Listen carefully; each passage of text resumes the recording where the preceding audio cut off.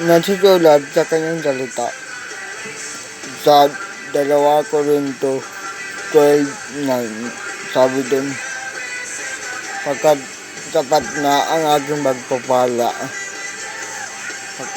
sa iyo, nahahayag ang aking kapangyarihan kung ikaw ay mahina. Kaya't buong puso kong ipinagmamalaki ang aking kahinaan sapagat nahayag ang kapangyarihan ni Kristo. Nasusulat sa kanyang salita na sapat ang kanyang pagpapala sa atin. Minsan lang kasi sa atin, madalas natin hinahanap yung kakulangan. Pero laging sapat ang Diyos magbigay sa atin.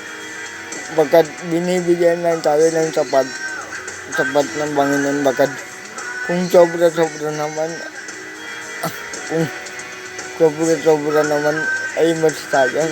Halimbawa, sa isang handaan, kung ito'y magsosobra, diba? Kung konti lang kayo matitira, sayang mo yung mga pagkain. At ang tindi lubos ng God na binibigay sa atin lahat ng gusto natin, lahat ng iling natin. Bakit pansamantala lang tayo dito sa lupa. At may inihanda siya sa taas na balang araw na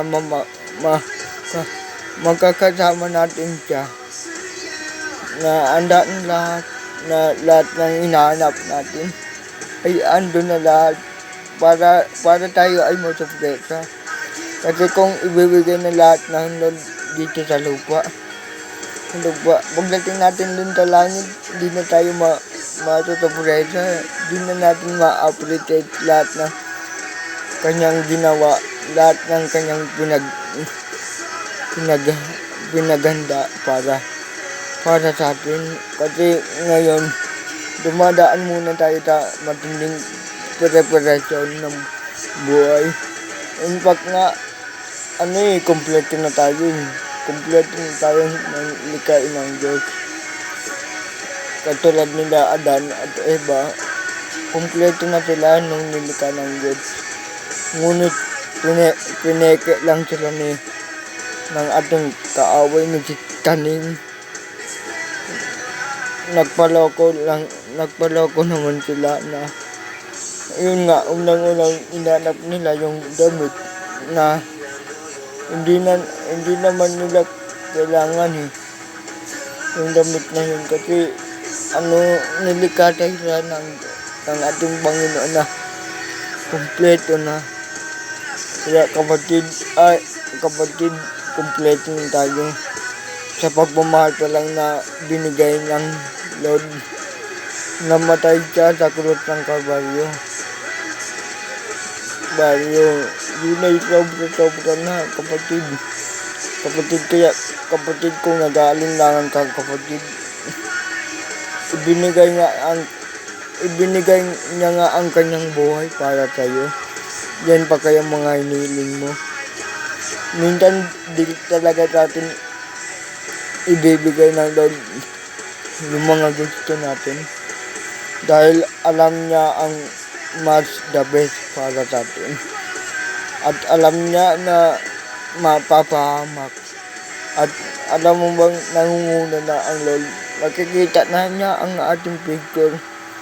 Kaya masasabi natin balang araw na yan na mga gusto natin.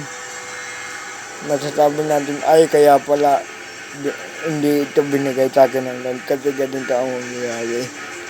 Pagkat alam na ng Lord ang mangyayari. Alam mo ba kung mararamdaman na umulang, kapatid, ang pagmamahal ng Diyos? Makikita mo lang ang kanyang pagmamahal. Wala ka nang hahanapin pa, kapatid. Wala ka nang hahanapin pa. Nung dumalo kami sa isang seminar, which is AGR, dun ko naramdaman, dun ko nakita at dun ako kinatagpo ng Panginoon. Pinuno niya ako ng pagmamahal at ngayon ako'y nag-uumapaw. Kaya kapatid, pag-aralan mo mabuti ang Biblia at kilalanin mo ang Panginoon sa pamamagitan ng salita niya. Magbasa ka ng Bible kapatid at umattend ka sa mga pagtitipon na kung saan makikilala mo ang Panginoon. Kasi importante ngayon ay personal na relasyon sa ating Panginoon. Hindi ka mababago ng relihiyon. Hindi ka mababago ng pagsimba-simba lang. Ang magpapabago kayo kung magkakaroon ka ng matinding relasyon, malalim na relasyon sa Panginoon. Kaya kapatid, ano bang hinihintay mo kapatid? Dumalo ka sa mga pagtipon kung saan makikilala mo ang Panginoon. Tulad, isa nang ihalap ka sa'yo na tulad ng dinadalawan ko na JIL.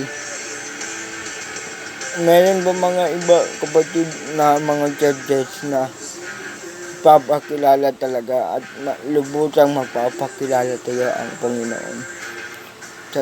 Salamat kapatid sa pakikinig na may natutunan tayo. Salamat kapatid. God bless.